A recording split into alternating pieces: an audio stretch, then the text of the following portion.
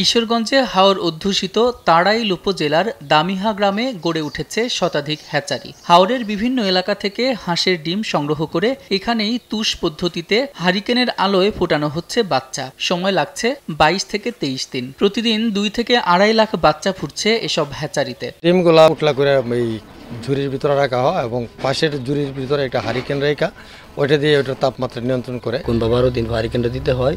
এরপরে যে মনে করেন যে ডিমটা ফুরানো হয়, এরপরে নিজে থেকে ডিমটা তাপ দেয়। প্রত্যেক মাস 1 থেকে 1.5 লক্ষ বাচ্চা ফুরানো হয়। 5 শতাধিক খামারি সহ অন্তত 5,000 মানুষের কর্মসংস্থান এখানে। হ্যাচারিকে ঘিরে দামিহা বাজারে গড়ে উঠেছে 20টি আড়ত। ব্যবসা বাড়াতে সহজ শর্তে ব্যাংক ঋণ চেয়েছেন আড়ত মালিকরা। বিভিন্ন জায়গা থেকে লয়া ওইটা আবার আমরা ফেসারি দিই, আর বাকি যেটা লোকাল আয়া এটা আমরা টাকা সেল দিই। সরকারের কোনো সহযোগিতা আমাদের এটার ব্যাপারে আমরা পাইছি না। আর্থিক সহযোগিতা বা কোনো কিছু সরকার আমাদের এগুলোর প্রতি কোনো নজর দিচ্ছে না। সম্ভাবনাময় এই ব্যবসার প্রসারে সব ধরনের সহযোগিতা করা হচ্ছে বলে জানিয়েছে জেলা প্রাণী সম্পদ বিভাগ। ভ্যাকসিনেশন থেকে শুরু করে অন্যান্য যে টেকনোলজিগুলো এগুলি আমরা সর্বদাই দিয়ে থাকি।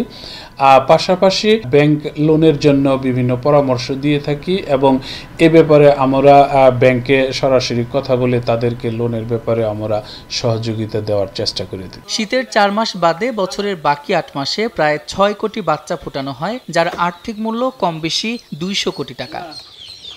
সময় সংবাদ, কিশোরগঞ্জ।